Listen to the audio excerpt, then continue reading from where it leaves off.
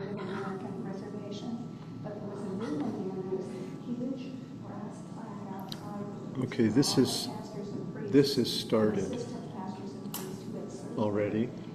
I suppose we could pause it. His real name was place. I think we weren't having any trouble with the Catholic Church. Yeah, I think that's.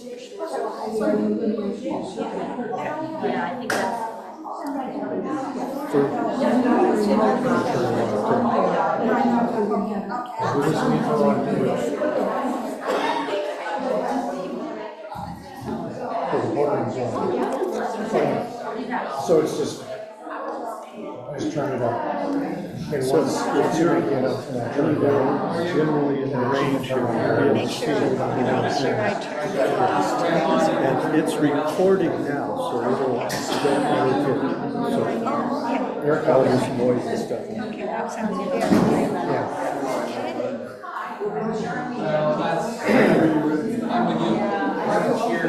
So Heidi will do the motions.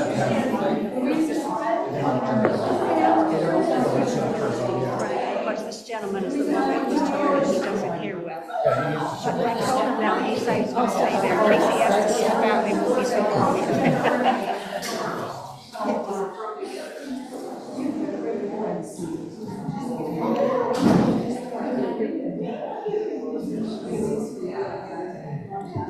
Good morning, everyone.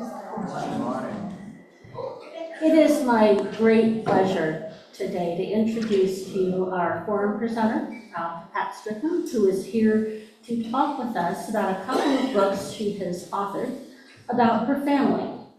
Her family story is just remarkable, very unusual.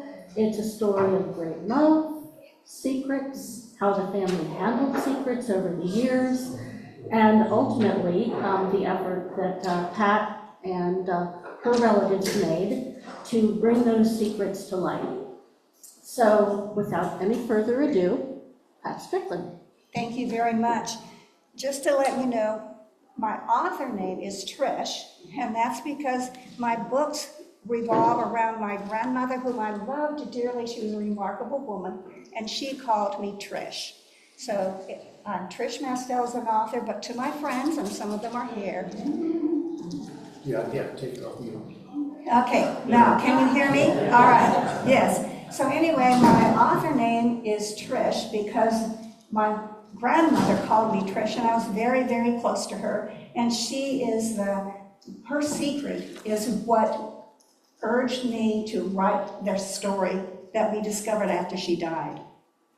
So imagine that you are a 22-year-old unmarried woman who finds herself pregnant.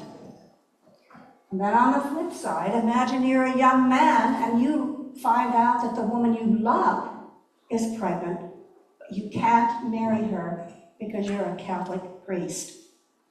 And that is the story that I've written in my book, What Lies in Truth. That secret that they kept lasted their lifetime, and we didn't discover it until after she died. I'm going to share some of the things that we found in her memorabilia that spurred our imagination, our desire to find out more, because my grandmother would only tell us 5 things about our grandfather.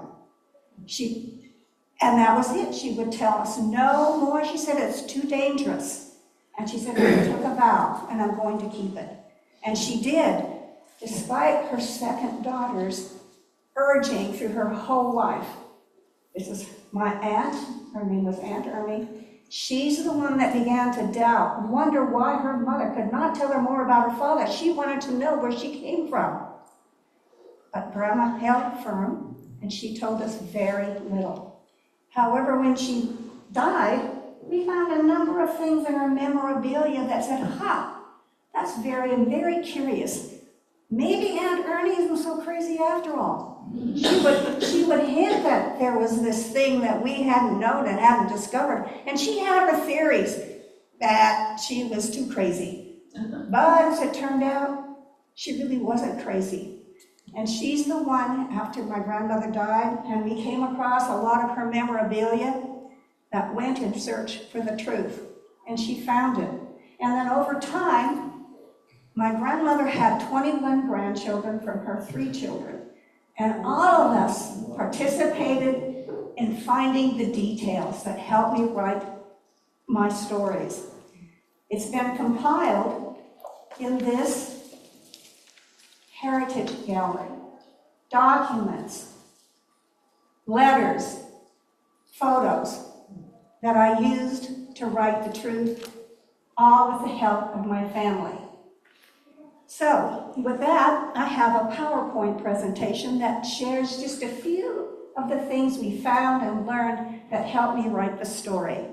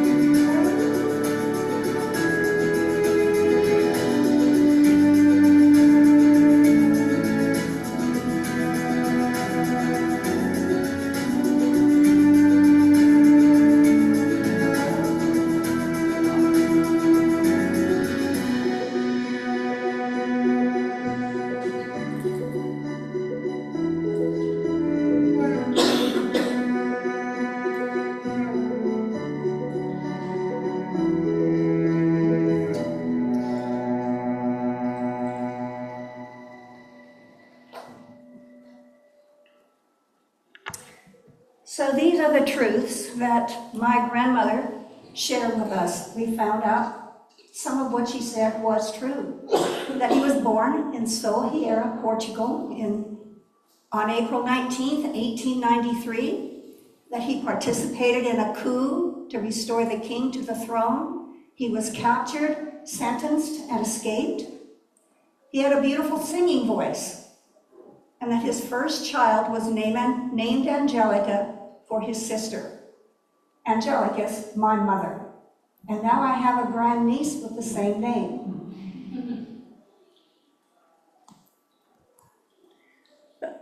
These are a few of the lies she told. They were married on January 10th, 1927. Very convenient because my mother is born a year later.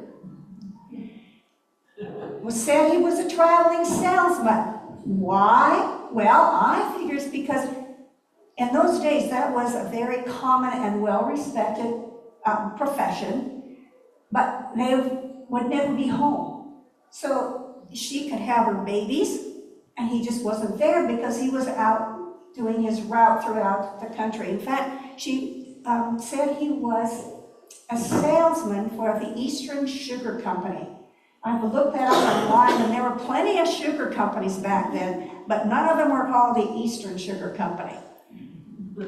She said he died of influenza on May 2nd, 1932, and buried in Minneapolis, Wisconsin. There's no grave for him. However, there is a grave in Wisconsin for my grandfather, and I visited it 3 years ago. She also said all pictures of him were destroyed in a flood.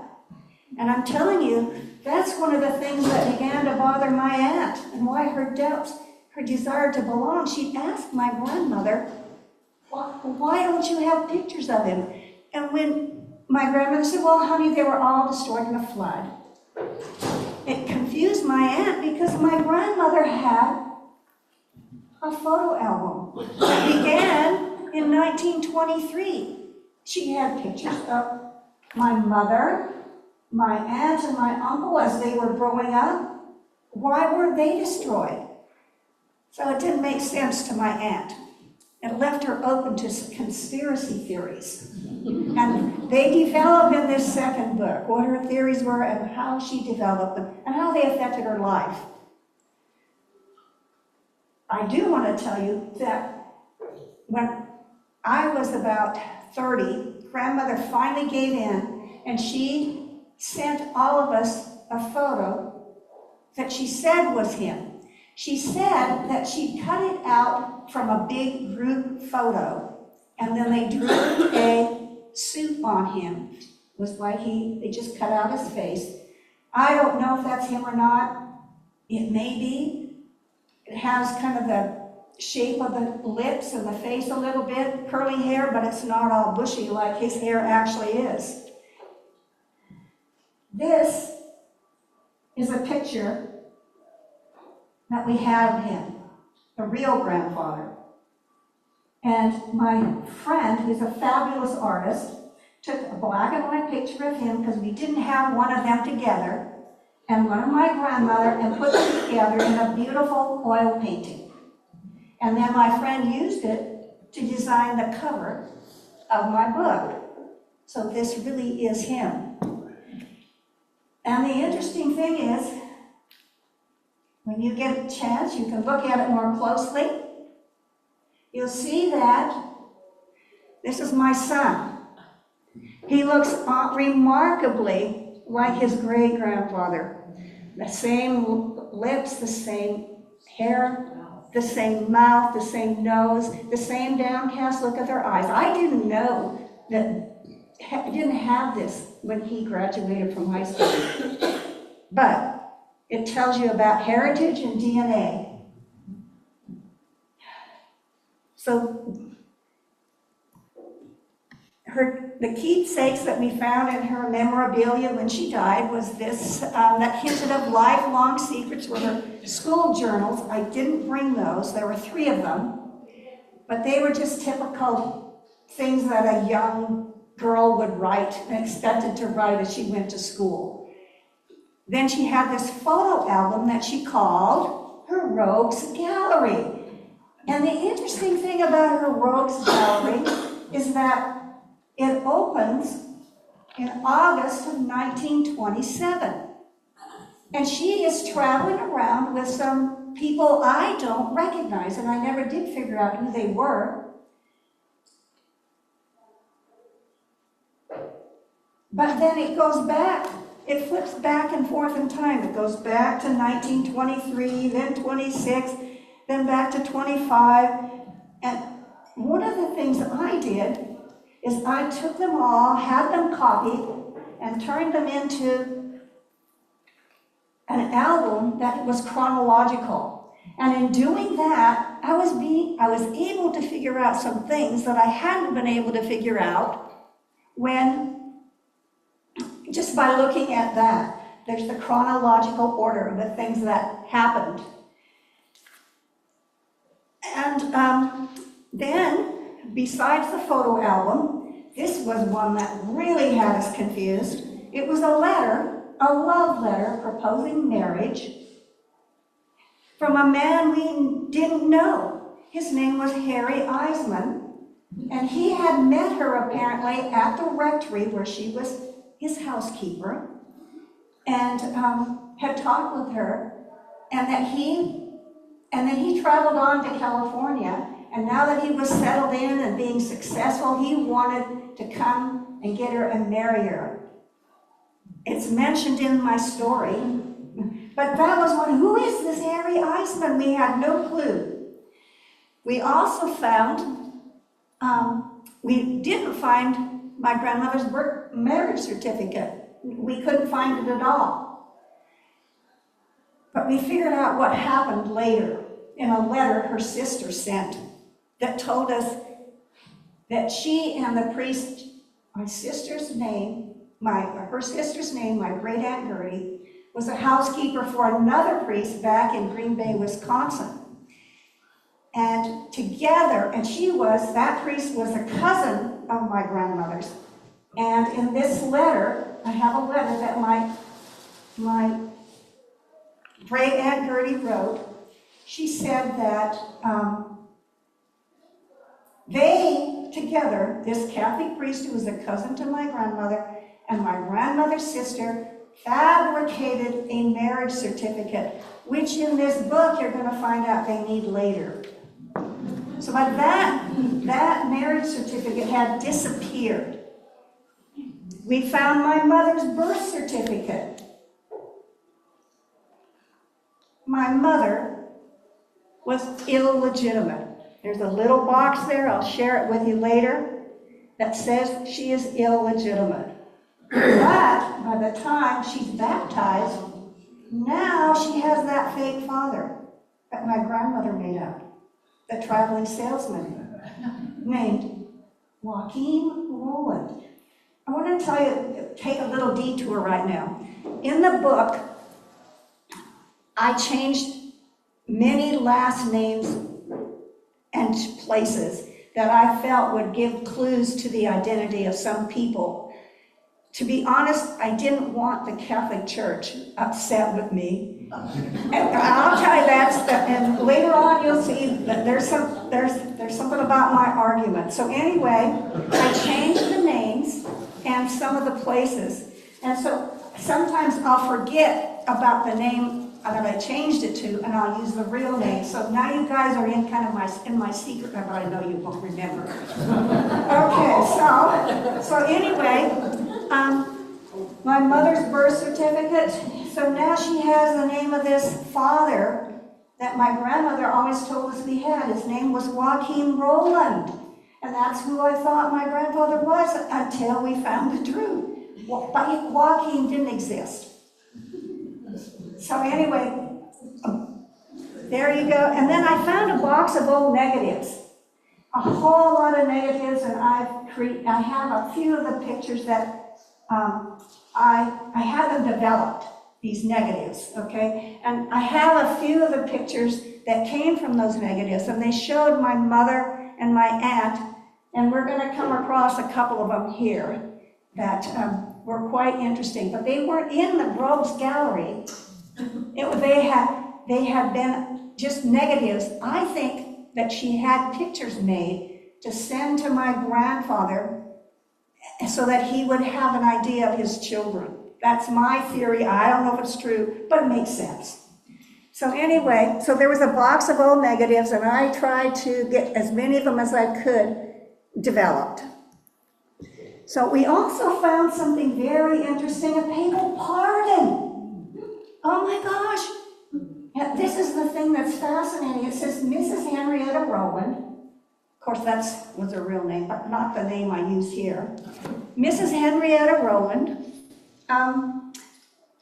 humbly prostrate at the feet of your holiness, begs the apostolic benediction and plenary indulgence to be gained at the hour of her death on the condition that, being truly sorry for her sins, even though she hadn't been able to confess them, she would be forgiven. So then we think, well, what sins did Grandma commit that couldn't be confessed? I added to my aunt thinking, maybe Aunt Ernie wasn't so crazy. So anyway, that was another little clue. And then here is a letter that my great Aunt Ernie, my grandmother's sister, who made the birth certificate, or the wedding certificate, so my grandmother could pretend she was really married. And in it we learned how my grandmother and my grandfather actually met. And in her letter she says that my grandmother had been a housekeeper, a servant, at the abbey where my grandfather had become a priest. And so that is how they met. And I know that to be fact because my aunt, great aunt, wrote that in a letter to my uncle, that is how they met. So there, and then, so that's this letter. I just wanted to show it authentically.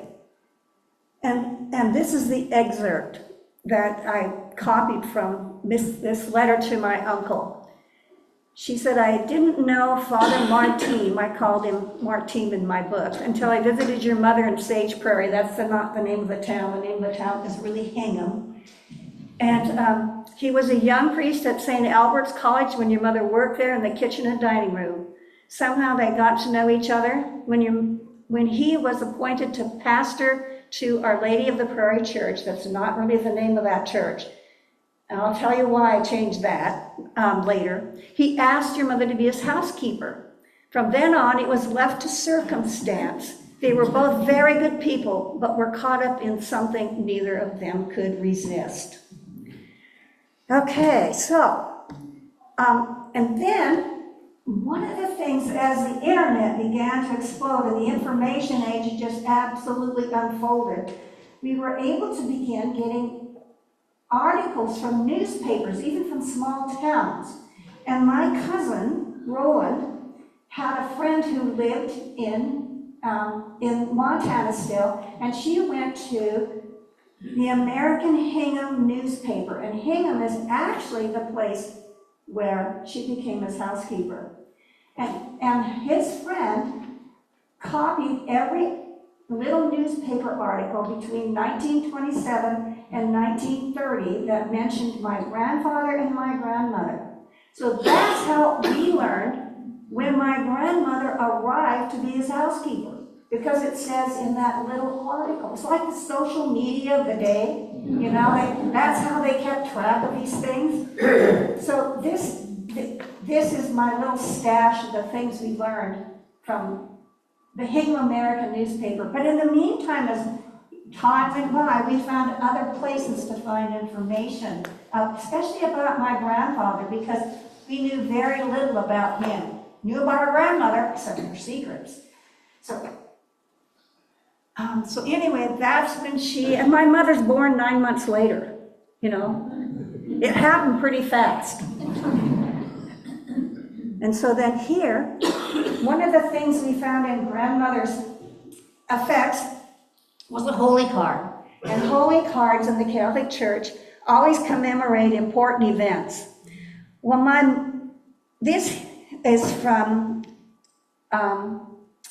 Reverend A.J. Martin's Oprem, was in a church of St. Patrick in Shelby, Montana, and it was remembrance of a mission. And it went from April 25th to May 1st in 1927. Now my grandma, and she underlined this, Christian, only one thing is necessary, save your soul. On the front it says, it is consummated, okay? This card was so important to my grandmother that before lamination was around, she used Scotch tape to save it. And then she left it for us to discover. All of these things she left for us to discover.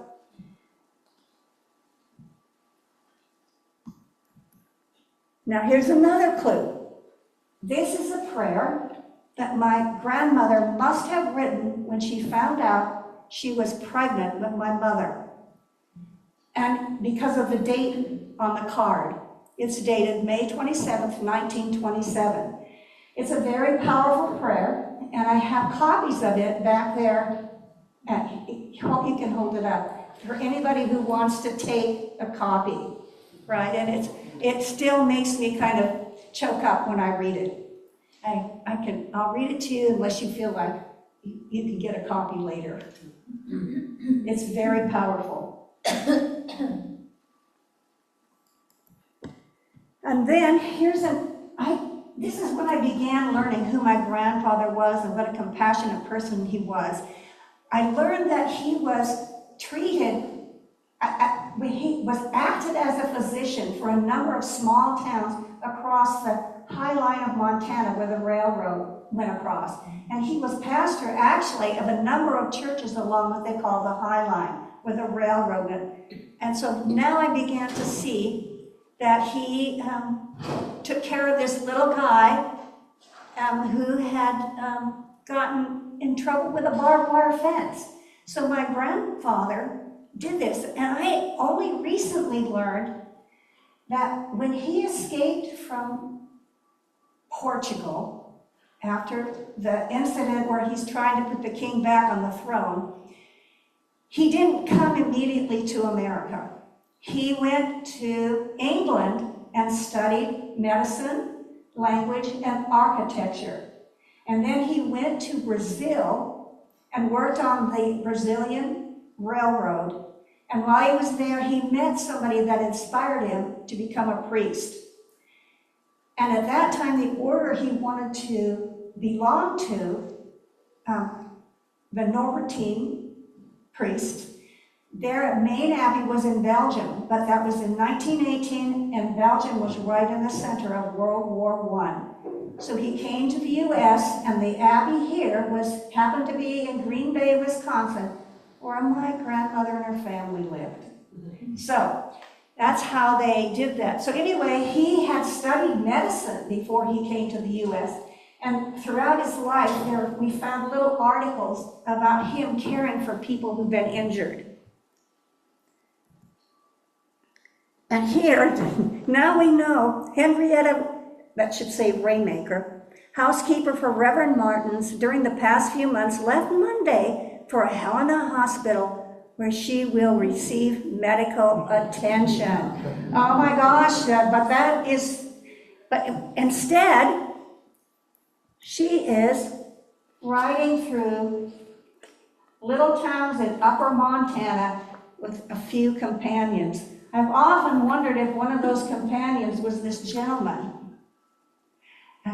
Harry Eisen, because in his letter he says, we got along so well on such short notice. So anyway, I don't know, maybe one of those is Harry in there. That's my grandmother there at the very left part of the car, peeking over it. And she's going to be hiding her, she's there in the middle, and she's wearing a kind of a full kind of dress, and there's those pearls. And then her next picture, the next pictures we have of her, there's a few more of her traveling, but then the next picture is this of the Crittenden home. It is a remarkable place that still exists today. They had an unusual philosophy for those days. Their philosophy, it was a home for unwed mothers, and their philosophy was to help unwed mothers be able to keep their children. And that's what they did with my mother, until my grandmother was able to create this illusion of a respectable life that she kept throughout her life, that she was a respectable woman, even though she had 2 more children with my grandfather. I want you to know that I understand I'm getting an honorarium for speaking with you, and I will be donating it to the Crittenden home. And I want to share with you, I visited, they're not in that facility anymore. They have a modern facility. And in August, in fall of 2023, they asked me to write an article about my grandmother, because I had previously sent them a copy of my book, which said, first of all, I asked them if I could use their name in my book, and they gave me permission. And so I said that, so in the opening of my book that I dedicated to them, I said, in 1927, you welcomed my unwed grandmother and supported her through the last few months of her pregnancy. Notably, you encouraged her to keep her baby, my mother. Because of your compassionate philosophy, I exist, as do 137 other individuals who are descendants of my grandmother and the man she loved. And so they put a little blurb in there about my book, and I wanted to put in that they wanted me to write an article and feature this story in their newsletter. So I wrote about it. When I did, I said, I'd like to tell the truth. Can I tell the truth about who my grandfather was? And the man, he's right here, said, absolutely, truth is important to us.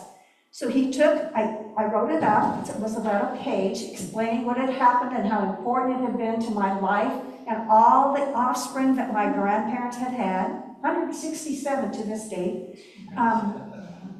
He had taken my article to the board, and the board decided they didn't want to use my article because they had, the Crittenden Home is a Christian organization, but it's not specifically associated with any particular church. And they had just gotten the Catholic Church on board to support their mission. And they did not want to shake the boat So they asked if I could remove that part, and I said, you know, Jesus said, the truth will set you free. I am the way, the truth, and the life. And I, in all good conscience, cannot say, go ahead and take all that out. And so 2 weeks later, I got another letter that said, well, would you consider this? So instead, they wrote a little paragraph that mentions my book, What Lies in Truth, not saying what it was about, just the story of my grandmother, and that they could buy it online. So I said, all right, then if people want to buy the book, then they'll know the truth. So I let them use part of my story. But still, I visited them. They're on my list of charities to continue to contribute to. And so the honorarium that I'm being given, I'm going to be sending it to the Crittenton home. All right, here we go. And so then when she's at the Crittenton home, she's sitting with this lady called Minnie Perkins. And you can see she's kind of hiding her condition. And so here, this one has fascinated me. Okay, now why? This is like, she's 8 months pregnant with my mother. And I think this lady, Minnie Perkins, is mentioned in other places in my grandmother's life. I didn't know how, but we can see how now. I think Minnie showed my grandmother how to have pictures taken of her that she could send home to her family in Wisconsin. And so she had this photo taken of herself. Everything's all right here. I'm doing just hunky-dory fine, you know, kind of thing. Keep that picture in mind. I'm going to show you something else later that's intriguing. Oh, all these fascinating things. So anyway, here's my mother's birth certificate that we didn't find until after my grandmother died, and I shared that with you already, and what happened by the time 2 weeks later. Here's this mysterious man who is a traveling salesman, and his name is on my mother's birth certificate, Joaquin Roland. Okay, and so now we know after my mother's born, she goes back to Hingham to train a new housekeeper. And then she had been in an extended visit at Helena and Great Falls, and now she's back to help a new housekeeper, okay? No mention of a newborn child. So that, oh, now here my mother goes back to visit, my grandmother goes back to visit my mother in May. And that's my mother on the seat, there's my grandmother. And interestingly, in my photo album, right here, I believe this is the Crittenton home. This is the Crittenton home back when. And they had a picture in 1928 of the young children there. I'm positive this is my mother. She stayed there for a while. So she's not with my grandmother, with my grandmother, but my grandmother goes to visit her. Now look at this on the same visit. Look at that tree. There's my mother in front of the tree. No snow. My grandmother peeking from behind. I don't think she sent that to her family. So anyway, there you go. My grandmother was quite intelligent. She found a way to keep her secret. See, and then she went back, spent that summer in Wisconsin. This is in her heritage gallery, or her rogues gallery. And so there's plenty of pictures of my grandmother with her little nieces, her little nephews, with her brothers, her sisters, her mother, but no picture of my mother in there. So I'm not really sure when my great-grandparents figured out they had another grandchild. I don't know. I suppose when that would happen in here. Some of that I had to kind of figure out. So now here, she returns to Hingham, and this is in September of 1928. And here's a photo. It's kind of hard to interpret. I think the background there, I think that is a raft, and my grandfather had been fishing. You can see that, and there's three dogs there, and my grandmother's reaching down, patting a dog. You can't see her face, but that's the only picture we have of them together. And that's a little picture, I had it right here. On the back of it, she'd written, "My happy," with a question mark, "family." And her best friend, who never knew the truth, that's how good my grandmother was, said that she thought that was when my grandmother had told my grandfather she was pregnant with their second child, and that he wasn't happy about it, and they were fighting. But my friend did not know what they were fighting about. She was just kind of back taking the picture. Okay, so there you go. And so then again, now their second child was born. This is my aunt. Whoops.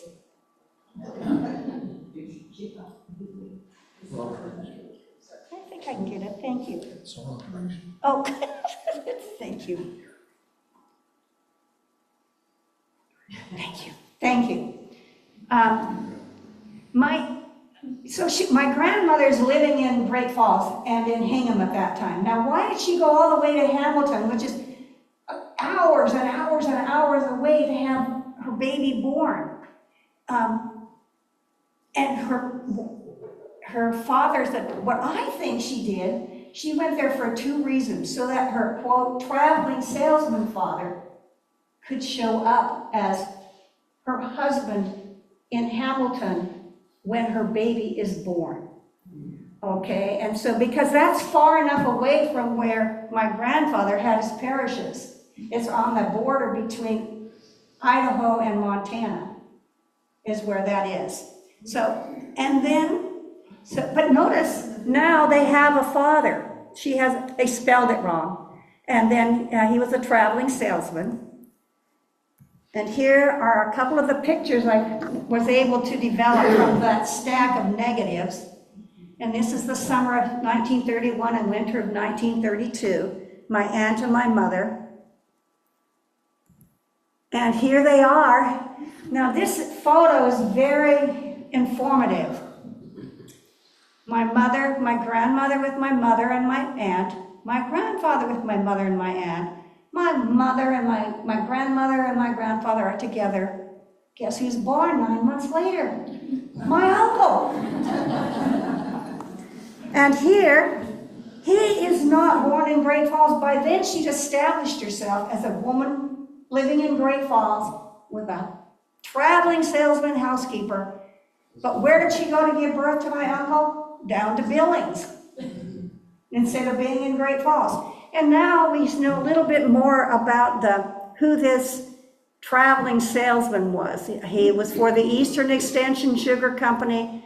He had been born, lived in Minnesota, and anyway. And here is a picture that I've always loved. My friend painted it for me. My Uncle Rob, my Aunt Ernie, and my mother, taken in 1935. I always loved that one. Now, we get on to I Belong. This is my aunt. I'm not going to share too much. I think you're beginning to get a hint about what's going to happen.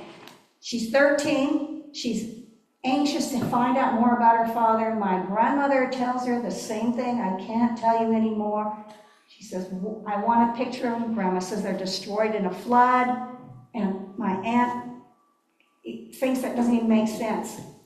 And then she went somewhere. She spent the next year with her grandparents in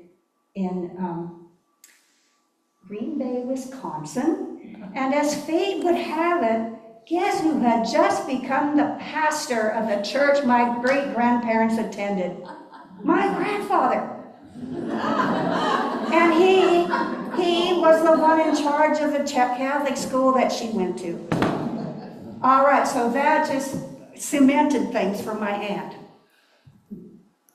And then this is the story. She's haunted all her life by these unanswered questions. It really affects her relationships with her first husband, with her second husband, with her 9 children, and with her lover. There's a lot of that in there. Okay, so anyway, And this is here's the trigger. My grandmother had been hired at Maelstrom Air Force Base because of World War II. It was a great improvement from her jobs as a maid, and her work at the base took her away from home for so long that she felt she had to find a caring home for each of her children. Ernie spent the year in Wisconsin, and she began to suspect that the pastor of her church school was actually her father.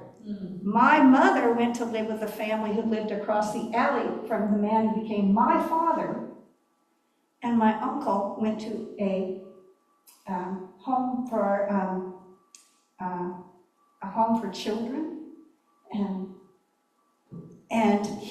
but he loved it there. It was a fabulous place. So anyway, this is the story of and here they were, the day that my aunt was married with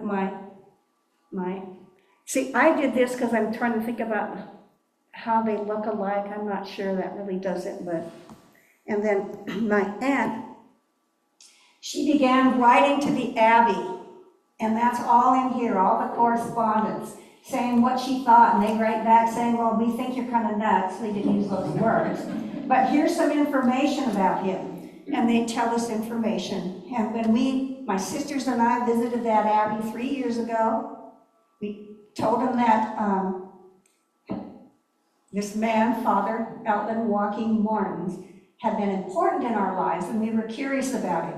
So their archivist said, well, I'd be glad to share some information with you, but I want you to know there's a private personnel file that you won't have access to. Okay, I know what's in that. Because of the letters my aunt wrote to them, and my mother wrote one too, and that's what when she found out the truth. So anyway, but that's the end of my presentation. If I have books for sale back there, they're each $20, but as a set, they're $35. They're all signed. And I'd be delighted to answer any questions you have. Anybody have questions right now? Okay. Yes? How long did the whole process take for you to sort all this out? We learned the truth a year after my grandmother died in 1985. But again, knowing the truth and having these few tidbits was not enough. So I began just writing about who my grandmother was. It wasn't fictionalized or anything. But I knew nothing about my grandfather, and I did that about 1990. And then in the year, about 2006, I got this from my cousin who had found this, and then I decided to write, and everybody pitched in and helped with the details. Especially my sister Marion. She's the one that gathered all this information and compiled it for me in my heritage gallery. There's a lot of information in here about their lives, about their pictures, and documents, letters, photos. It's amazing. So anyway, it took me, and then I didn't start, I retired in 2009 from teaching, and I began writing, but I was writing picture books and middle grade books, and then I'd written a young adult novel, and I'd sent it off to see if I could get a publisher and an agent. And as I was waiting for an answer, I turned to this, and then it consumed me. So from 2016 until I published in 2022, that's how long it took me. And then by then, I collected a lot of information, and I published this one last year. Yeah. So I think one of the reasons we were just attracted to learning more about this journey is, and you've kind of referenced it with your one sister, but the harm that comes from the world or other people saying, no, you can't do this, or, you know, I'm going to make the rules for your life, even though it's not affecting me. Can you talk a little bit more about it? I mean, has that affected your whole family, or? Well, the person it affected the most really was my aunt. my mother and my uncle accepted what my grandmother said. And because of my aunt's issues with it, it affected her children. And a lot of that will come out in the book that I wrote. And they know every word I wrote about them and their mother. I left a lot out because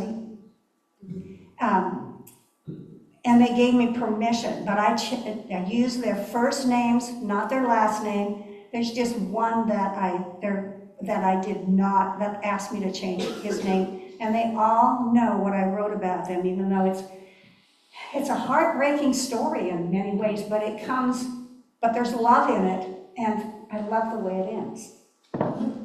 Yeah. So you don't really know anything about your grandfather, about what he was like or anything? I know about him, and I use the things I learned from the articles I read, like the articles I had there, there were articles that we found that came from the Abbey about him, and newspaper articles about the things that he did. One of the things that, when I first started, myself as well as my siblings and my cousins, we wondered if this priest, in fact, it was kind of a fear. What if I found out he used women? And we really did consider that. My first thought was my grandmother would never have allowed that. She was not used. In fact, when I was 13, I spent a lot of time with her, and I went to clean her house once a month and help her. And one day she had a boyfriend named Elton, and we loved him dearly. He was like a grandpa to us. And we all wanted him to be our real grandpa. So at 13, I said, Grandma, will you ever marry Elton? And she said, oh, honey, I can't. He's a divorced man. And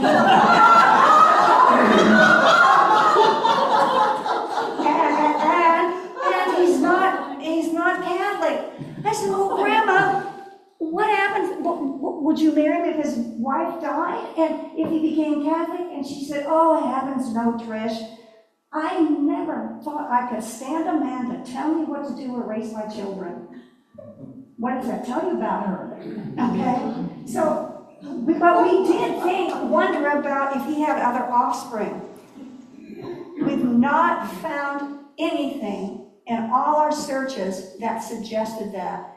And even with the DNA studies that have been done, nothing comes up that points to him having had other children. I really do think he loved her. And maybe that's an illusion, but all of us, all of their grandchildren, great-greats, etc., believe that they really did love each other. Yeah. So no connection to his side of the family? Are they aware of? Well, that's another thing that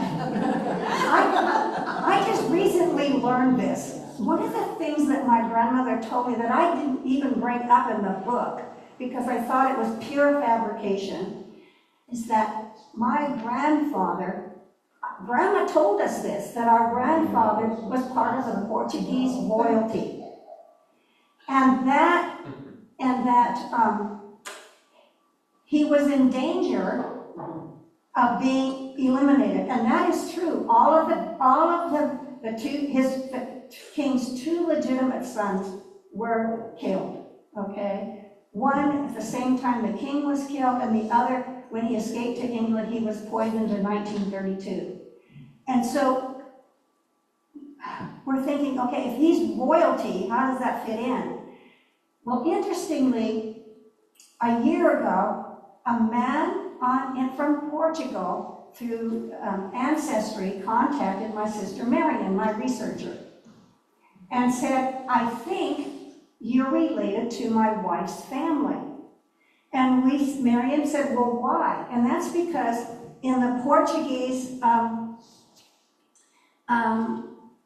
lineage, women always had, I have it in one of the, it's not in this one, always had the names of the mother's lineage going way back. And so when my grandfather listed his mother's name, it was Maria de Cario, blah, blah, blah, blah, blah, blah, blah, blah, blah, blah, Martins, okay? And so he said his wife had, his ancestor, her grandmother, had the same lineage.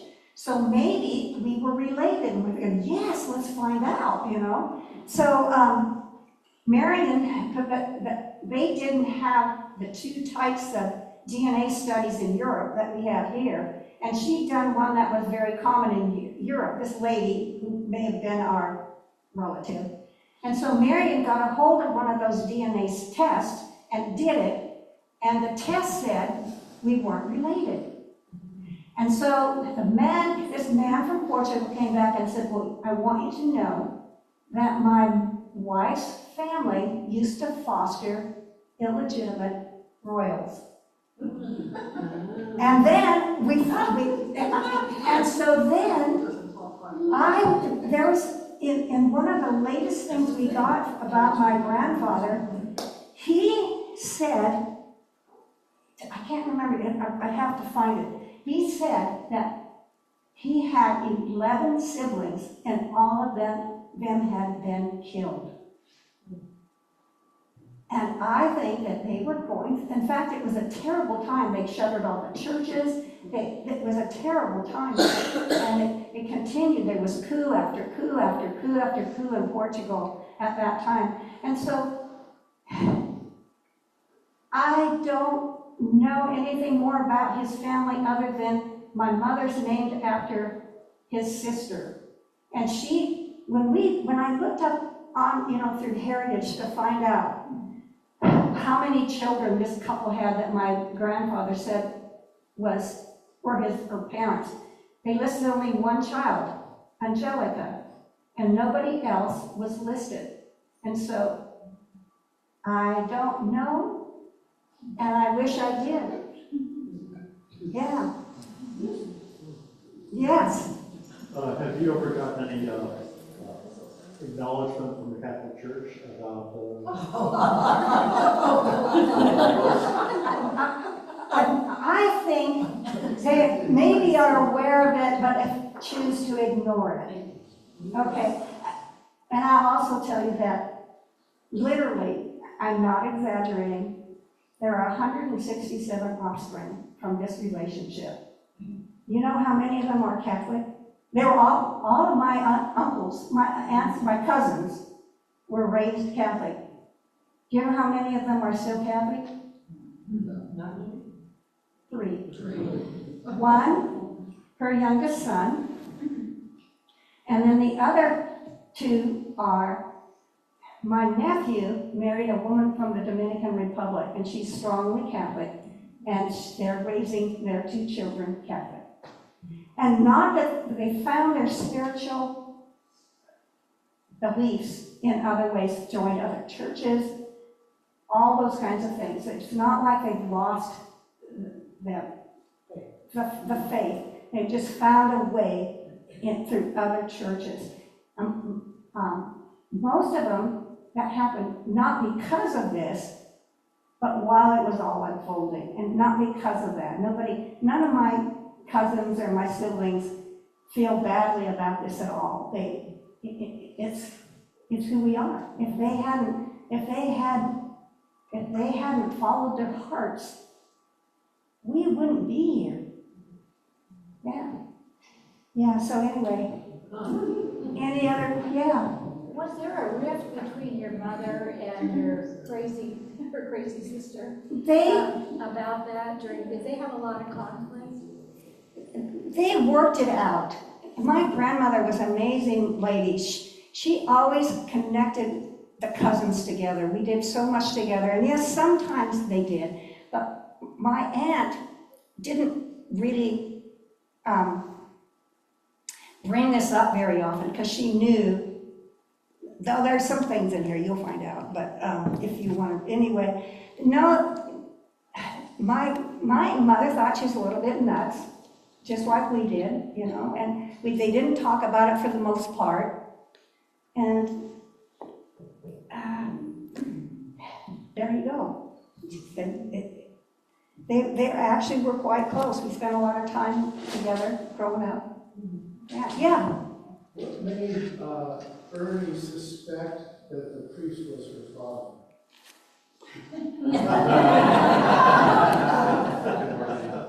Yeah. Okay, and she told us stories about why she thought that. She told her kids that is what she did. So anyway, I want to tell you thanks so much. And if you are interested in the books and more details, I know I've told you a lot, maybe the whole thing, but there you go. It's such an important story.